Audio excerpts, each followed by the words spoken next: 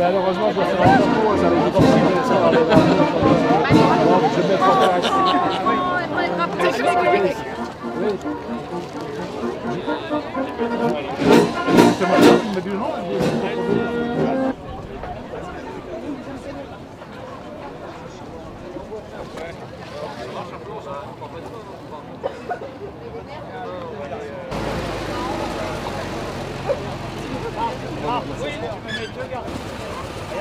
Au niveau des ombrelles, est-ce que tu veux que les ombrelles, on est à 50 ?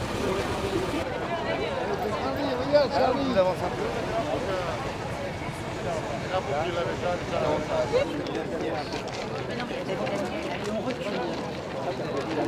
Ils vont nous interpréter l'hymne national français et l'hymne national américain dans quelques minutes.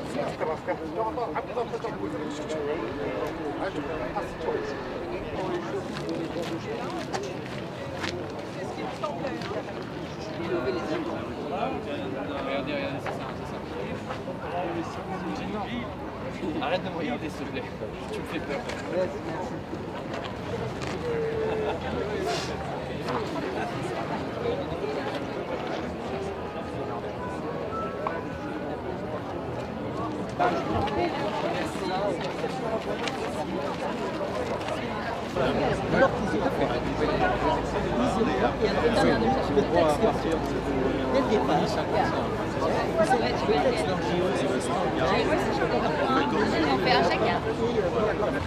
Bonjour pour New York et bonsoir pour Paris.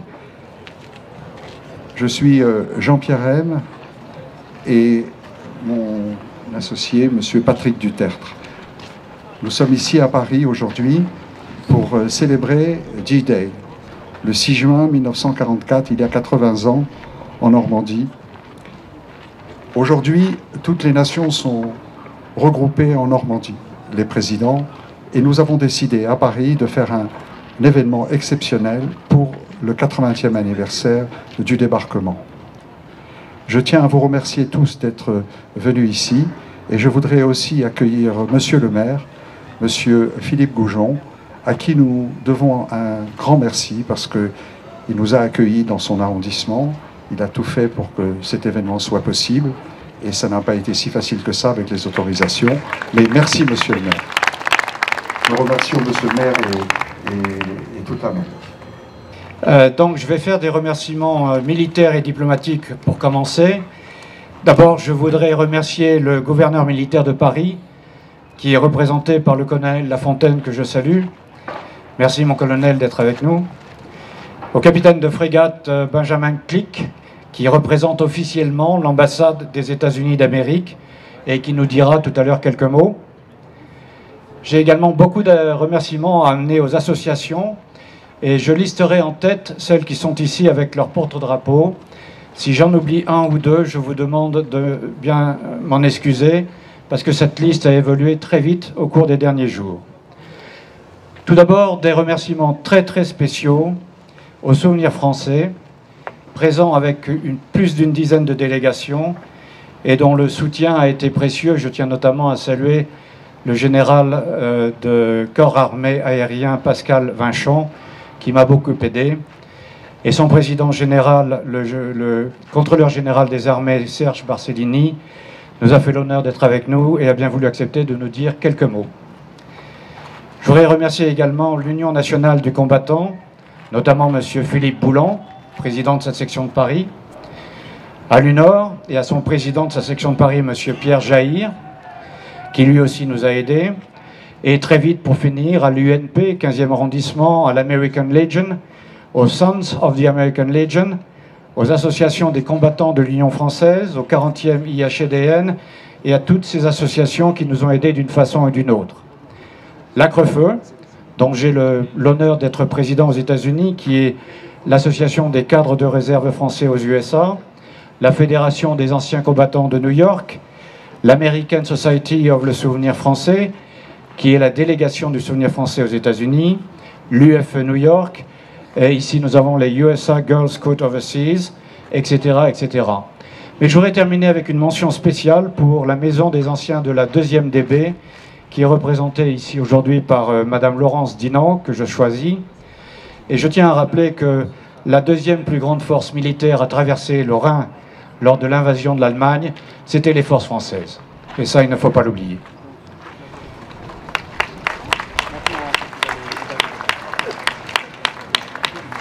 Je voudrais saluer aussi très rapidement Cédric Fouriscos, notre prochain consul général à New York, s'il est dans l'Assemblée. Ça me donne l'occasion de le saluer ici en France. Voilà, et là-dessus, je vais donc te repasser la parole, Jean-Pierre. Les hymnes nationaux, peut-être ? Oui, nous allons avoir maintenant les hymnes nationaux chantés par Farah El-Djibani et le grand pianiste Jeff Cohen.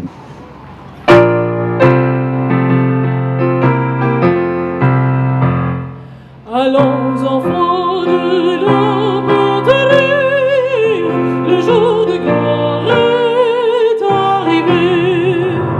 Contre nous de la tyrannie, l'étonnant sanglant élevé, l'étonnant sanglant élevé.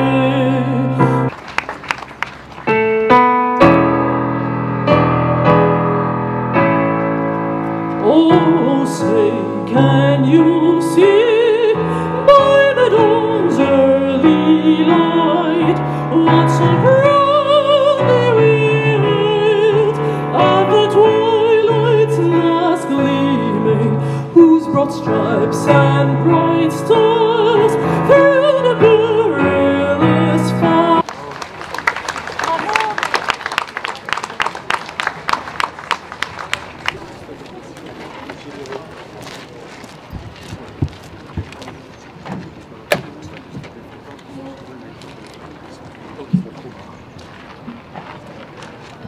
Nous avons tous été saisis d'émotion à l'écoute de ces hymnes tellement symboliques et je vous demande d'applaudir encore notre mezzo-soprano Farah El-Djibani. Je suis heureux de retrouver aujourd'hui de nouveau.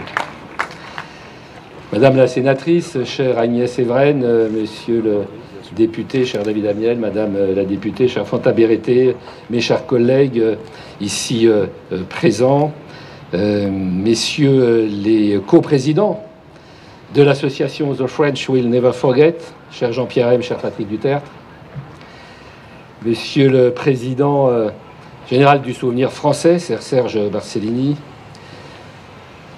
chers tous, monsieur l'attaché naval adjoint de l'ambassade des États-Unis, mon colonel représentant le gouvernement militaire de Paris, vous toutes et tous, chers amis. La bataille suprême est engagée. Après tant de combats, de fureur, de douleur, voici venu le choc décisif, le choc tant espéré. Bien entendu, c'est la bataille de France et c'est la bataille de la France. Vous avez reconnu la déclaration à Radio Londres du général de Gaulle qui annonçait le débarquement à nos compatriotes. Voilà précisément, très précisément, 80 ans. Ces mots résonnent aujourd'hui, bien sûr, avec une intensité particulière. En témoigne cette cérémonie sans précédent, à l'initiative de l'association The French Will Never Forget, dont je remercie à nouveau les cofondateurs. Et en présence de vous tous, Parisiens et Parisiennes, venus de tous les arrondissements de Paris. En ce jour si mémorable, parfaitement conscients de tout ce que nous leur devons, nous nous rassemblons en effet afin de rendre hommage aux héros de l'un des plus audacieux et déterminants actes de la Seconde Guerre mondiale, le débarquement de Normandie, The D-Day. La planification de l'opération Overlord, entreprise titanesque, fut une symphonie de stratégie, de courage, de sacrifice. C'est dès les premières lueurs du jour que débarquèrent les soldats de la liberté, 150 000 braves, qui se jetèrent sur les rivages, déterminés à briser le joug de l'oppression nazie. Premier acte qui sortira la France, enfin, de la nuit sombre de l'occupation. Le sable fut rougi du sang des hommes, saturé de mines, hérissé de barbelés et de bunkers, labouré par un déluge de fer et de feu. Le bruit assourdissant des explosions et des tirs couvrait celui des vagues et la mer se teinta de rouge. 10 000 héros tombèrent le premier jour. Nombre d'entre eux venaient des États-Unis. Et sous la conduite du général Eisenhower, ils ont mis leur idéal, leur force, leur courage au service de la libération de notre pays et de notre continent. La France n'oubliera jamais ce qu'elle doit à l'Amérique, son ami, son allié de toujours.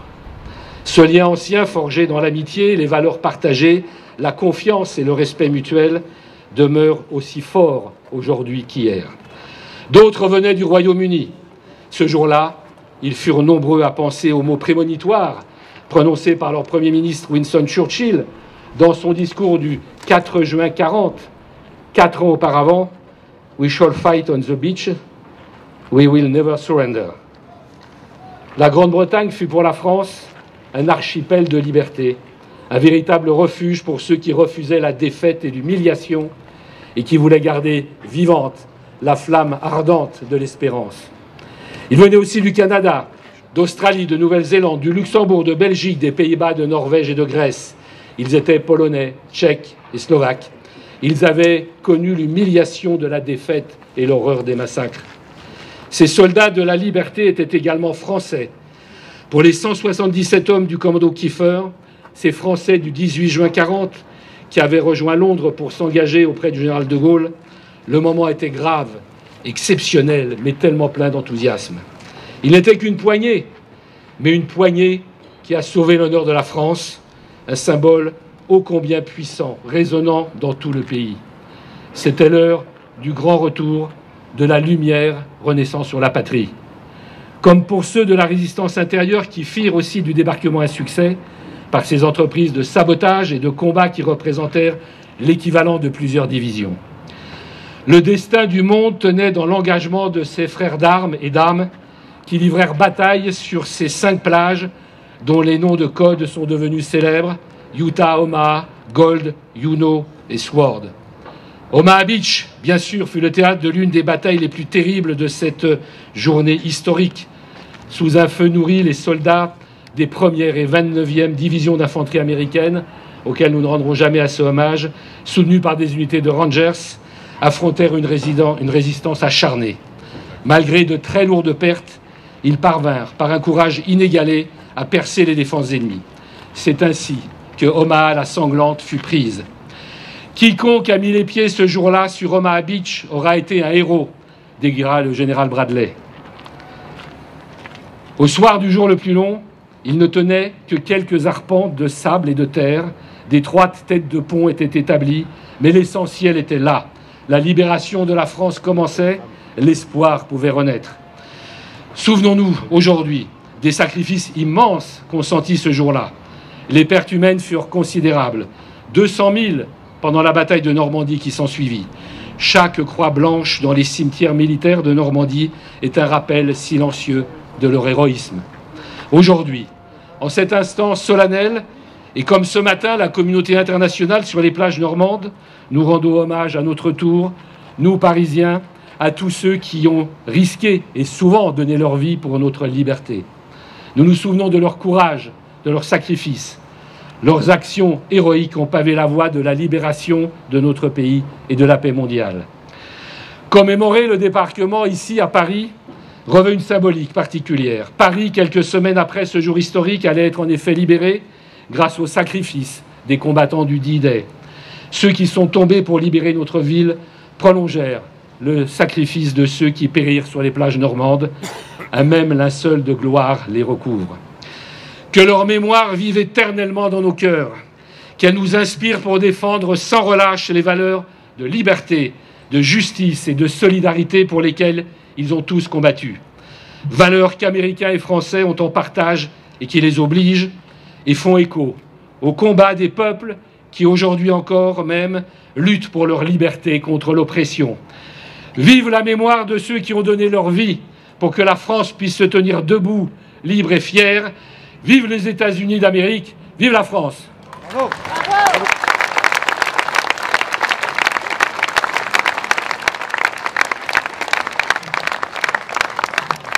Le contrôleur général des armées Serge Barcellini, que je vois arriver, de bien vouloir nous rejoindre pour nous dire quelques mots.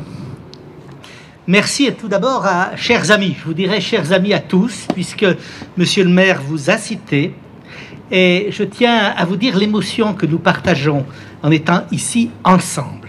Cette émotion, les présidents que nous admirons pour le très beau travail qu'ils font dans cette association, ils l'ont centré, cette émotion, autour du ne jamais oublier.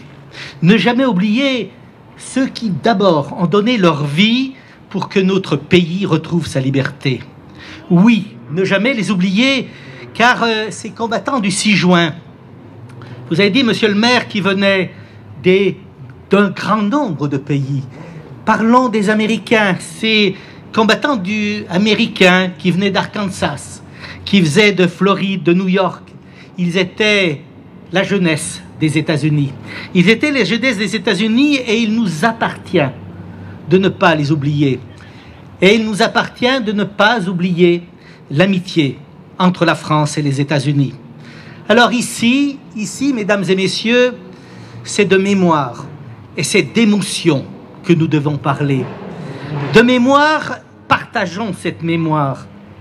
Et monsieur le maire, nous sommes ici dans ce que j'appelle une des pointes du triangle d'or de la mémoire partagée entre la France et les États-Unis. Excusez-moi.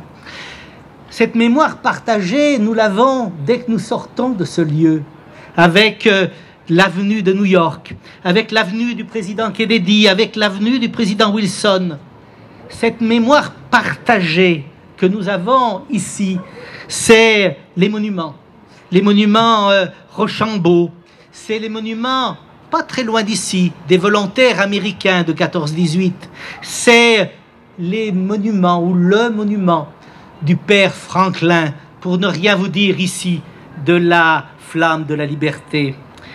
Ici, mesdames et messieurs, nous le savons, vous le savez, nous partageons la mémoire franco-américaine et nous en sommes fiers, car cette mémoire nous force, nous oblige.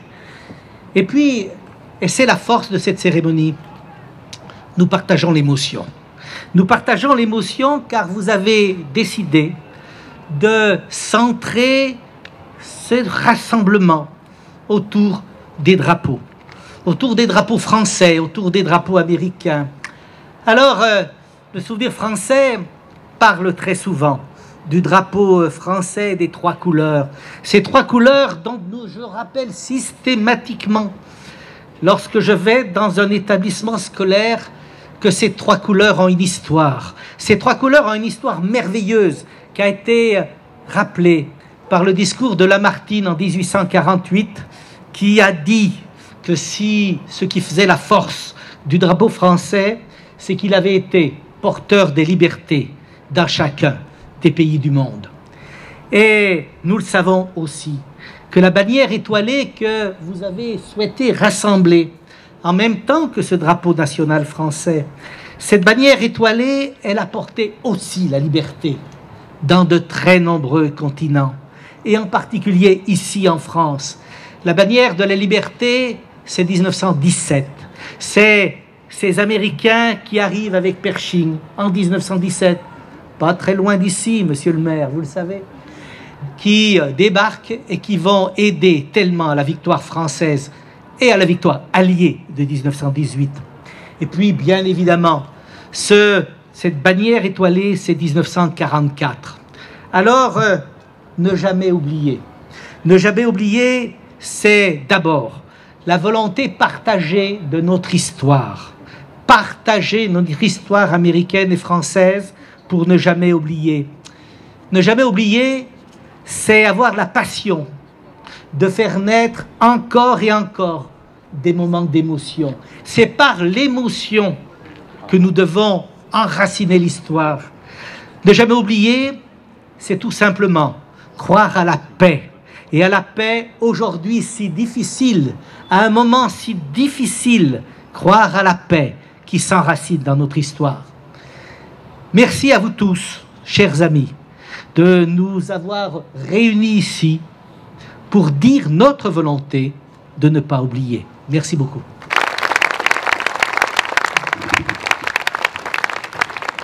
Should I speak English to ask the Navy attaché at the US Embassy to please join us and say some words?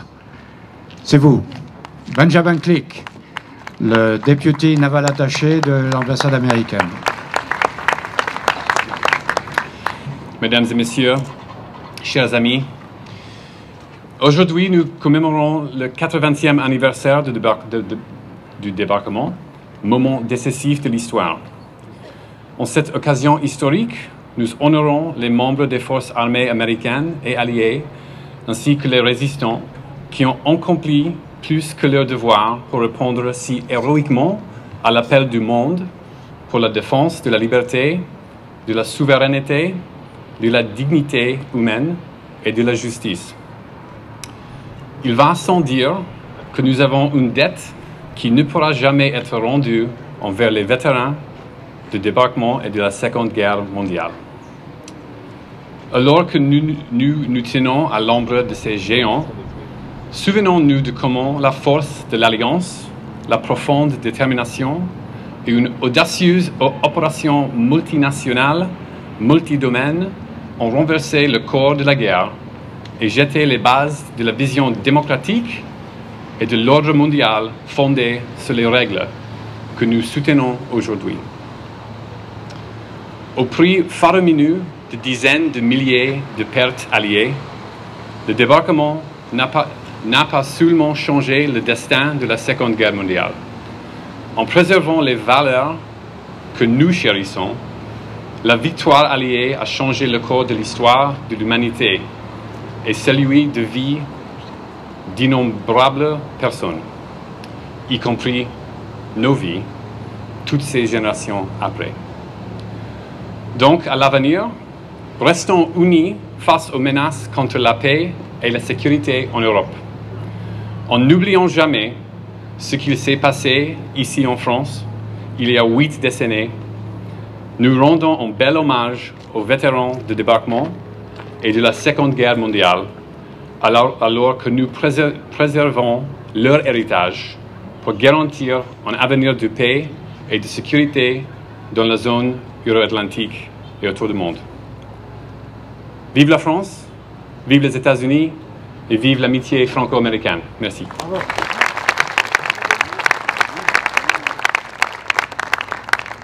We'll never forget. Nous sommes 4. Nous sommes 4 coprésidents et fondateurs de ce comité que nous avons créé en 2003. Monsieur Paul Bensaba, qui malheureusement pour des raisons personnelles n'a pas pu être là avec nous aujourd'hui, qui est promoteur immobilier à Miami et aussi président émérite des conseillers du commerce extérieur d'Amérique. Monsieur Patrick Duterte, que vous avez rencontré, et monsieur Christian Millet, qui nous a quittés il y a 6 ans. Malheureusement, nous étions 4 et nous sommes plus que 3. Ce que je vais vous dire aujourd'hui, c'est que quand, en 2003, nous avons lu et nous avons entendu sur Fox News et le New York Post que les Français nous ont oubliés, nous avons voulu réagir. Réagir avec un slogan, avec quelque chose pour dire c'est pas possible, qu'on pense qu'il nous a oubliés, c'est impossible. Donc, nous avons créé le slogan « The French will never forget » et il a fallu leur répondre que les Français n'ont pas oublié. Mais comment le faire? Comment le faire? Eh bien, on a une idée. Une idée, c'était de distribuer une rose sur chaque soldat, sur chaque tombe des soldats tombés en France pendant la guerre, en Normandie. Et à partir de là, nous avons pu ouvrir 11 cimetières américains à Omaha Beach, à Colville, dans 11 cimetières français. Nous avons ouvert des fois des portes qui étaient rouillées, des cadenas, et nous avons fait un appel à la population de manière à ce que les enfants puissent déposer, à partir de camions qui avaient été déposés avec des roses, nous avons déposé une rose sur chaque tombe des soldats qui étaient tombés en France. 60 511 roses. C'était une opération qui a été largement médiatisée aux États-Unis. La première page du Herald Tribune s'ouvrait le 4 juillet en disant « Les Français ne nous ont pas oubliés » et avec une très belle photo d'enfants déposant les roses. Cette opération a été un succès parce que CNN était là et l'ouverture du journal du 4 juillet a presque prédominé sur d'autres événements aux États-Unis. En 2007, nous avons créé une chaîne humaine sous les cimetières de Colville de 2500 personnes. Il pleuvait ce jour-là, comme le jour du débarquement. Il a fallu réunir 2500 personnes pour écrire en lettres humaines, sur une longueur de 400 mètres de long, « The French will never forget ». Chaque lettre faisait partie d'un comité, faisait partie d'une institution et nous avons fait un magnifique film qui a été filmé avec des hélicoptères qui arrivaient sur la plage, avec ce grand slogan qui était sur la plage, France, we never forget. En 2011, à Paris, place du Trocadéro, pour célébrer, pour commémorer le 10e anniversaire du World Trade Center, Paris a été la première capitale en Europe, au monde, à célébrer, à commémorer cette tragédie. Nous avons érigé 2 tours géantes de 30 mètres de hauteur, place du Trocadéro. Nous avons réuni 12 000 personnes. Et nous avions eu comme modérateur ce jour-là Ulysse Gosset, qui est aujourd'hui sur les plages de Normandie. Cet événement a duré toute la journée sous la pluie. Le maire de Paris, l'ambassadeur des États-Unis, beaucoup de célébrités, de gens étaient présents avec nous. Et nous avons, pour terminer, fait un lâcher de colombes. Et nous avions aussi le Théâtre National de Paris qui était venu faire une grande démonstration de leur talent. Après cet événement, qu'est-ce qu'on pouvait faire d'autre? Eh bien, il y a eu le 70e anniversaire du débarquement. Il a fallu choisir un symbole très fort, et nous avons voulu créer le premier événement aux États-Unis sous la Statue de la Liberté, et nous avons lâché 1 million de pétales de rose sur la Statue de la Liberté. Quand il a fallu demander les autorisations, bien entendu, on nous a pris un petit peu pour des farfelus, on nous a dit mais qu'est-ce qui va se passer? Il peut y avoir un accident, il peut y avoir la statue peut être endommagée. La statue ayant été faite par les Français, on leur a dit on va pouvoir retrouver les entreprises pour vous aider. Donc nous avons eu l'autorisation. Pourquoi? Parce que nous avions aussi réussi d'autres événements avant à Paris. Cet événement de cette pluie de roses au-dessus de la Statue de la Liberté était formidable. Et ici, mon ami Patrick Dutertre a été très courageux parce qu'il a été dans un hélicoptère et il a lâché, lui tout seul, avec 3 autres avions, ces pétales de rose sur les 2 drapeaux géants dont il est responsable, qui sont situés de chaque côté du pont. À gauche, le drapeau américain, à droite, le drapeau français. Ces drapeaux sont presque historiques puisque l'ambassade des États-Unis à Paris, chaque anniversaire du 4 juillet, mettait dans l'ambassade, dans les jardins de l'ambassade, le drapeau français et le drapeau américain suspendu sur la façade le jour de la garden party de l'ambassade des États-Unis. Vous avez l'exemple de ces 2 drapeaux qui sont encore ici historiques. Aujourd'hui, il fallait choisir un symbole. Et un symbole qui puisse être un symbole magnétique qui puisse tous nous réunir. Et comment faire? Il fallait trouver un endroit qui soit un petit peu magique. Mettre la Statue de la Liberté et la Tour Eiffel sur le même plan. Avoir aujourd'hui des drones qui nous filment et qui vont essayer de capturer une image qui soit symbolique de notre événement d'aujourd'hui, qui va devenir peut-être un événement peut-être historique aussi, parce que précédant cette grande fête des Jeux Olympiques qui va y avoir lieu, on a voulu aussi nous symboliser le D-Day à Paris. À Paris, pourquoi? Parce que la Statue de la Liberté ici a été dessinée par Bartholdi et la structure de la Statue de la Liberté à New York par Gustave Eiffel.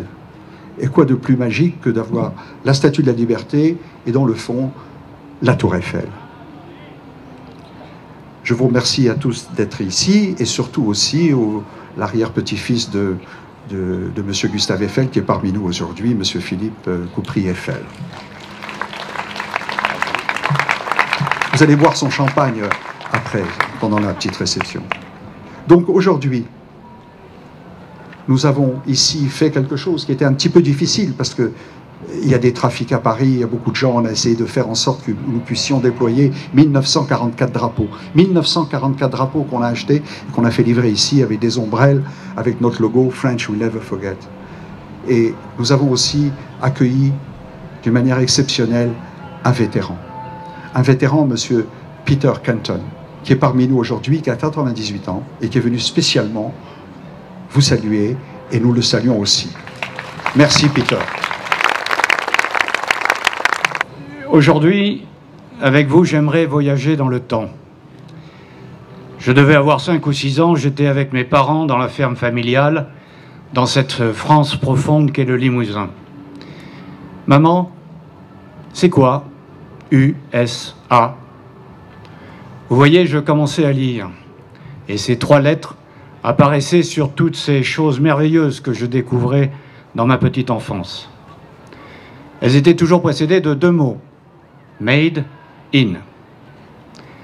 Voilà, c'est l'abréviation en anglais de United States of America, qui se traduit par États-Unis d'Amérique. Cela indique que ton petit camion, il a été fabriqué par les Américains. Maman, c'est qui les Américains? Eh bien, c'est comme cela que l'on appelle souvent les habitants des États-Unis d'Amérique, que l'on appelle également souvent l'Amérique. C'est un pays immense, de l'autre côté de l'océan Atlantique. Ils sont très puissants et ils nous ont libérés des nazis. Je n'ai pas demandé qui étaient les nazis. J'avais déjà compris en écoutant les maintes discussions à leur sujet par les adultes que c'était des gens très méchants qui avaient tué et détruit à une échelle sans précédent dans l'histoire humaine. Ça veut dire que les Américains, ils ont libéré grand-père? Mon père répondit, après tout, je parlais de son propre père. Oui, grand-père était dans le quartier des condamnés à mort, à Fresnes, une prison près de Paris. Les Américains l'ont libéré juste avant son exécution.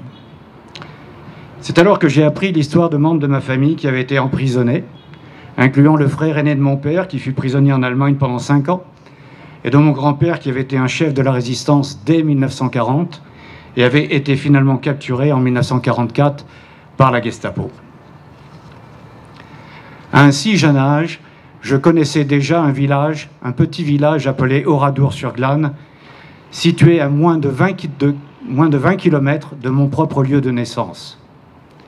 En représailles contre la résistance française qui ralentissait, sinon arrêtait sa progression vers le débarquement allié en Normandie le 10 juin 1944, la division SS allemande Dachreich massacra 647 civils, plus de la moitié de la population du village, principalement les femmes et les enfants, en les cadenassant dans l'église et en les mettant en feu. Imaginez l'horreur, imaginez le désespoir. Pour moi, tout semblait très clair. Ma famille était libre grâce aux Américains. L'horreur s'était arrêtée grâce aux Américains. Mais bientôt, mon jeune esprit revint à son intérêt initial. Vous voulez dire que votre tracteur, il a aussi été fabriqué par les Américains? C'était un CAZ, l'un des premiers dans notre petit village et indéniablement une source de fierté certaine pour le petit garçon que j'étais. Mon père a acquiescé oui de la tête. Le grand Made in USA, en lettres blanches sur le châssis rouge, avait rendu sa réponse prévisible. Mais quelque chose me dérangeait. Voyez, nous n'étions pas très riches. La guerre avait eu un effet dévastateur sur la majeure partie du pays, y compris sur nous. Nous avions une vieille Citroën et pas grand-chose d'autre. Comment mon père pouvait-il acheter une machine aussi rutilante? J'ai osé demander. « Papa, notre nouveau tracteur, est-ce qu'il est très, très, très cher ?» « Eh oui, c'est très, très cher. »« Mais alors, comment avez-vous » Il m'interrompit. « Oh non, je n'ai pas eu besoin de payer grand-chose. C'était un quasi-cadeau. Un cadeau des Américains. » J'ai été époustouflé. Ces Américains, d'abord, ils nous sauvent, puis ils font toutes ces choses merveilleuses, et ensuite, ils nous les donnent. Cela doit être à la seconde même où j'ai décidé, il y a plus de 65 ans, au fond de moi, que l'Amérique ferait en quelque sorte partie de ma vie. Et j'étais loin de me douter que cela deviendrait une si grande partie de ma vie, puisqu'aujourd'hui je vis à Bethel, dans le Connecticut, avec Nancy, mon épouse américaine, avec qui j'ai élevé 2 enfants franco-américains, Céline et William. Donc naturellement, j'ai éprouvé beaucoup de peine lorsqu'en 2003, en raison d'une différence majeure dans l'analyse de la situation en Irak, les 2 pays se sont retrouvés quelque peu en désaccord et les Français ne se sont pas joints à leurs amis américains dans la guerre en Irak. C'était la toute première fois dans notre histoire commune que nous n'étions pas côte à côte dans un conflit majeur. Certains dans les médias américains et dans la sphère politique devinrent critiques de la position française. Il faut bien comprendre, ce qui n'est pas toujours le cas en Europe, à quel point nos amis américains avaient été meurtris, traumatisés par le 11 septembre, avec un profond sentiment d'inexplicable et aussi d'injustice. Et trop d'Américains ne pouvaient pas simplement comprendre l'analyse de la France. Pire encore, une certaine presse outre-Atlantique laissa entendre que les Français avaient oublié et faisaient preuve d'une certaine ingratitude. Je savais que rien n'était plus faux. Je voulais convaincre mes amis américains, s'il vous plaît, ne les croyez pas, les Français n'ont rien oublié. Comment pourrions-nous oublier les 117 000 soldats américains morts pendant la Première Guerre mondiale et les 184 000 morts de la Seconde Guerre mondiale sur le théâtre européen, qui ont libéré la France et l'Europe occidentale de la tyrannie nazie? Et comment oublier tous ces vétérans américains qui ont gagné la guerre froide et ont contribué à protéger la France et toute l'Europe contre le communisme et les promesses des goulags staliniens? Je ne le pouvais pas, et je découvrais bientôt que je n'étais pas seul. Avec 3 amis, mon ami Jean-Pierre, Paul Bensaba et notre très regretté Christian Millet, je crois que Marc, son frère, est avec nous. Aujourd'hui, Marc, je te salue en son nom. Nous avons créé une association appelée « Les Français n'oublieront jamais », « The French Will Never Forget », dédiée à démontrer la gratitude de la France envers l'Amérique. Jean-Pierre vous a décrit les plus grands événements que nous avons organisés à cet effet, et il y en a eu bien d'autres, de taille plus modeste. Mais pourquoi mentionnons-nous tout cela? C'est parce que nous n'aurions rien pu accomplir sans le soutien financier et bénévole des Français. C'était comme si nous avions puisé dans un très grand réservoir de Français, avec un besoin urgent de dire à l'Amérique « Non, nous n'avons pas oublié et nous vous restons très reconnaissants ». Permettez-moi de vous donner un seul et bel exemple de cette reconnaissance que nous devons à nos amis américains. Un exemple parmi tant d'autres, mais un parfait exemple en ce jour où nous commémorons le 80e anniversaire du jour J. Je vais vous parler du soldat américain Marion Gray. Marion Gray était infirmier, sergent-chef dans la compagnie A du fameux 116e régiment d'infanterie. Marion Gray faisait partie de la toute première vague qui a débarqué sur le sable d'Omaha Beach en France un certain 6 juin 1944 à 6h30 du matin. Dès que la rampe de la péniche de débarquement est déployée, il est immédiatement pris sous le feu cataclysmique de l'ennemi. Il saute et se précipite vers la plage dans un nuage de balles et d'éclats d'obus qui tue beaucoup de ses camarades tout autour de lui alors qu'il est encore dans l'eau. Il en voit beaucoup juste en train de se noyer, trop profond, trop de vagues, une charge trop lourde. Une fois sur terre, il cherche désespérément la plus infime protection contre la volée impitoyable de fer et de plomb. Le bruit est terrifiant. Des camarades blessés sont tout autour de lui. Il hurle de douleur. Il crie à l'aide. Marion Gray est infirmier. Il doit les aider. Le ventre noué, il quitte le maigre petit habit qu'il s'était trouvé. Il rampe jusqu'au premier lot. Il fait tout ce qu'il peut en se concentrant sur les récupérables. Un garrot par-ci, un pansement par-là, et de la morphine. Beaucoup de morphine. Il est touché une première fois, mais d'autres camarades continuent à crier à l'aide. Ils se tiennent un peu plus loin. Il a mal, mais il doit partir. Il laisse tout son équipement derrière lui et, armé uniquement de son casque et de ses fournitures médicales, il continue et rampe à nouveau sous un feu meurtrier. Il est à nouveau touché. Mais les cris continuent, alors il continue et il rampe de l'eau en l'eau. Au bout d'un moment, il a tellement mal qu'il cherche de la morphine pour s'en administrer. Il n'en reste plus. Il a déjà utilisé toute sa dotation. Il s'évanouit. Il croit que c'est à cause de la douleur. En fait, un obus de mortier est tombé juste à côté de lui, éclatant une partie de son bras gauche. Lorsqu'il se réveille à l'hôpital, il apprend que sur les 170 soldats de sa compagnie, à la fin de cette terrible journée, seuls 15 étaient indemnes. Sur 170, 15 étaient indemnes. 64 étaient blessés, 91 avaient été tués au combat. Je connais Marion Gray. Je l'ai rencontré il y a plusieurs années.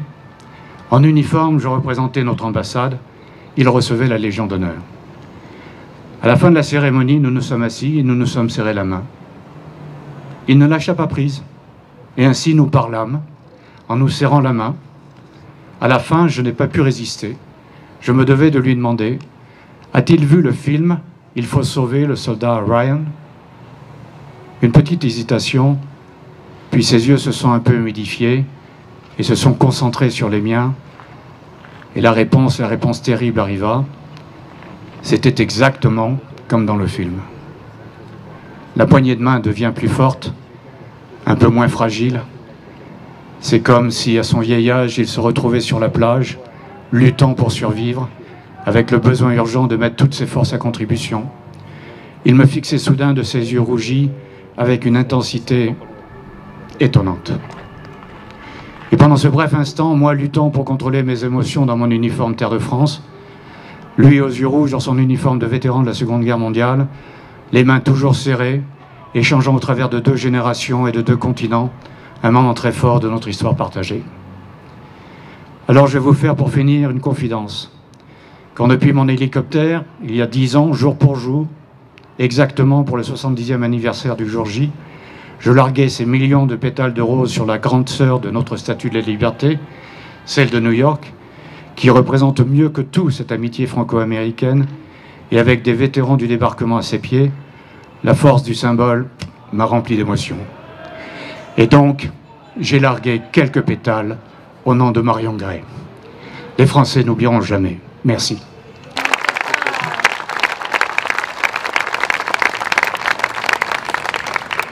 Est-ce que M. Peter Clinton est là?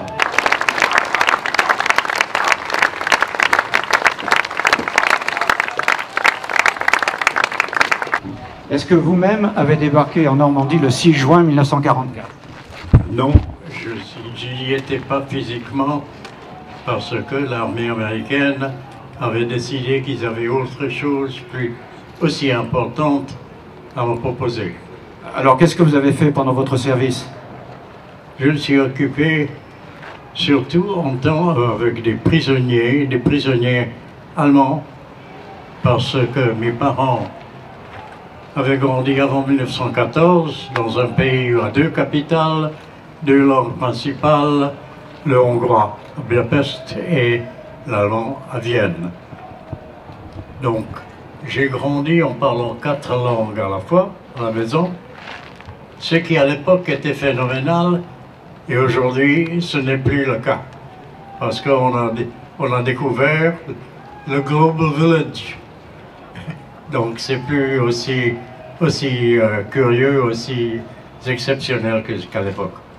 Donc je parlais hongrois, allemand, anglais bien sûr, puisque je suis né aux États-Unis, et aussi le français, qui était la langue de la culture, et mon père, et mon grand-père même, avait prévu qu'il fallait parler les langues.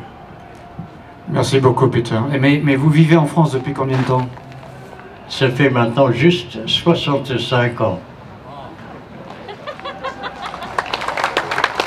Vous êtes français? Je suis le seul membre de ma famille qui n'a qu'une seule nationalité. Mes enfants et mes petits-enfants ont tous double nationalité et 2 passeports, ce qui peut être utile. Oui, bien sûr. Qu'est-ce que vous a évoqué le débarquement? À quoi vous pensez quand vous pensez au débarquement aujourd'hui?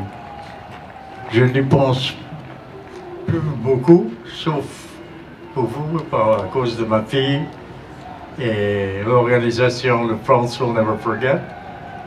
Mais sinon, ça fait partie d'une carrière militaire qui était un peu moins glorieux et moins dangereux que ceux qui ont débarqué. Ça, c'est sûr. Très bien. Est-ce que vous avez un dernier mot pour nous? Dernier mot, c'est que ça a quand même, avec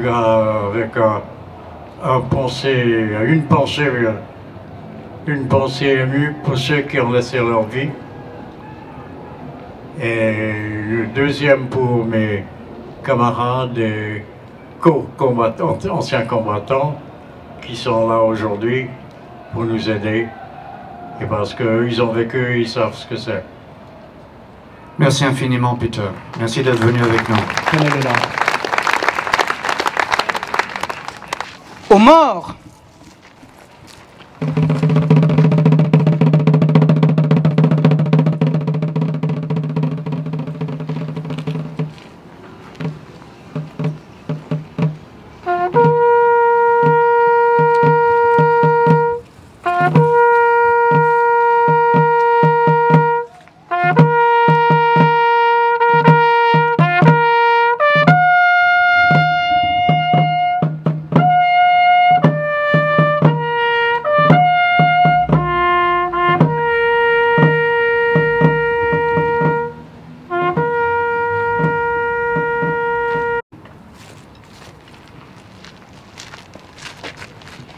Merci beaucoup. C'est la fin de la partie solennelle et des discours de cette célébration.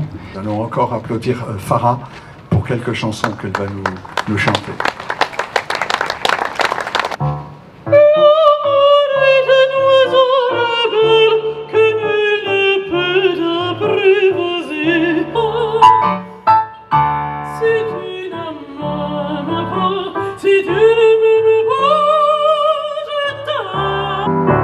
Imagine no heaven. It's easy if you try. No hell below us. Imaginez tous les gens vivant la vie en paix.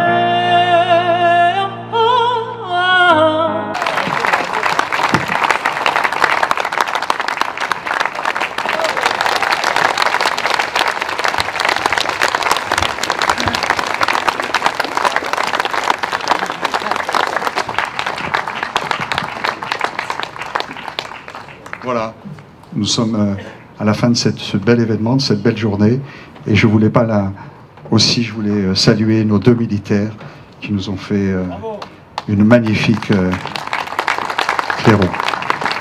Alors un événement, c'est aussi une architecture, c'est aussi un design, c'est aussi de la couleur, c'est pas simplement faire quelque chose. À partir d'un dessin, eh bien on crée un événement, et puis après il y a la musique.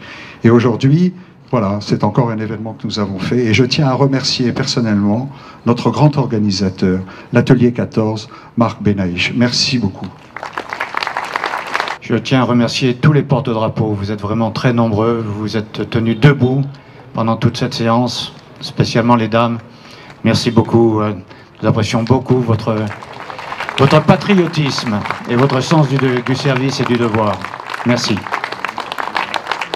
Monsieur le maire, merci encore une fois d'être venu. Mon colonel, merci d'être là.